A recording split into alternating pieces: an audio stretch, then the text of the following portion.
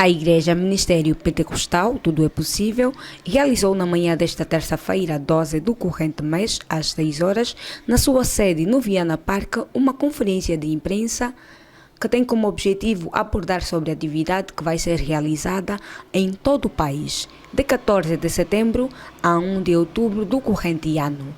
Atividade esta denominada como Sacode Angola 2023. Pastor Antônio Lemos, gostava de saber qual é a durabilidade desta atividade.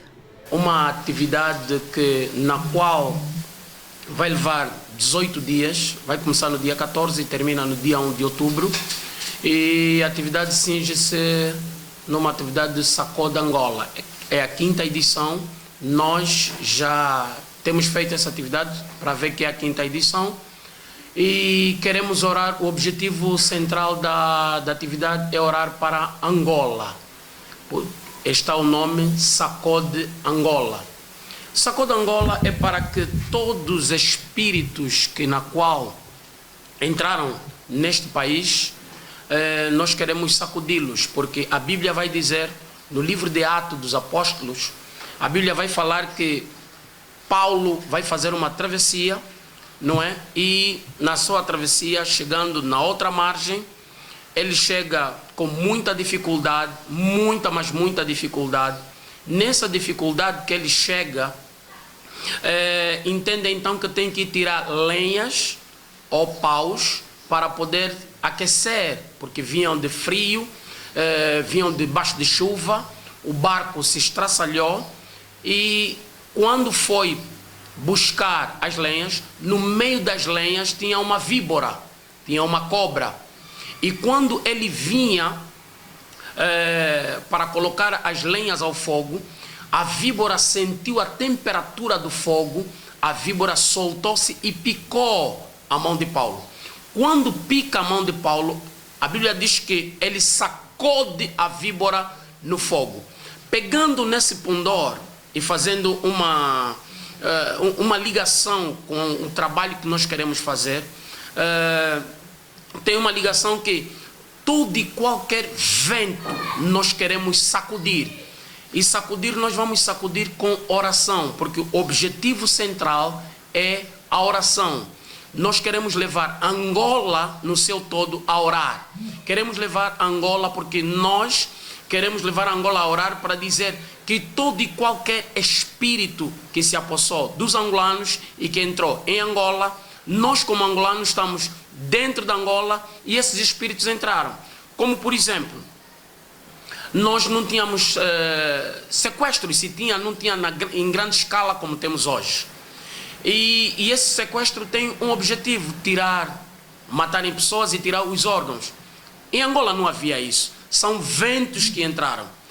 Outro exemplo, vamos ver que meninas hoje de 10 anos, de 8 anos, 12, 13, 14 anos, hoje estão envolvidas num mundo de prostituição muito forte. Esses espíritos entraram e essas meninas ou essas crianças que estão a praticar isso são nossos filhos, são nossas filhas, são o filho do vizinho, são a nossa prima. Então, nós, inconformados com a situação, sendo a igreja parceira do Estado, o Estado por si só não vai conseguir dar conta de recados espirituais. O Estado vai tratar assunto do Estado e nós, como igreja, vamos tratar assunto espiritual. Será que as outras igrejas podem realizar esta atividade? As igrejas estão sediadas em Vianas, uma que não está aqui, está no Kazenga. Eu não sei se poderia adiantar nomes das mesmas igrejas. Eu acho que adiantando o nome dessas igrejas eu estaria a manchar alguma coisa, mas elas estão ligadas para estar no trabalho. Esse programa será nacional? A nível nacional, sim senhora. Quantos dias de oração terá esta atividade? Nós vamos fazer o jejum da meia-noite às 18 horas, porque são 18 horas de oração. Por que 18 horas de oração? Porque são 18 províncias. As 18 províncias, cada dia nós vamos orar para uma província. O trabalho começa das 0 às 18. Às 18 arranca o culto. O culto vai arrancar das 18 às 20 horas. Quer dizer que qualquer angolano está convidado a participar desse jejum, porque a Bíblia está a dizer que o demônio, este espírito, só sai com jejum e oração. Obviamente que são essas 18 horas, é carga, é pesado, é difícil, mas nós, por uma causa nobre, podemos entrar nessa grande luta, grande atividade, para então darmos solução de alguns problemas de Angola espiritual. Atenção. A fome é um problema espiritual? Visto que esta situação, de uma certa maneira, assola a sociedade, em particular a sociedade angolana. Como é que a igreja encara esta situação? E o que é que a igreja deve fazer para ajudar a resolver esta situação? Ok, obrigado pela questão, uma questão muito pertinente. A fome, se nós pegamos e analisamos, e ontem à noite eu dizia o seguinte, quando os espíritos maus, eles tomam um corpo, porque o espírito por si só, ele não vagueia, ele precisa de um corpo para se apossar. E quando estes espíritos entram, automaticamente ele vai causar danos. Eu quero dizer que esta fome que estamos vivendo, eu quero acreditar e eu creio que é um problema espiritual. Se nós orarmos, se nós buscarmos a Deus, nós vamos encontrar solução.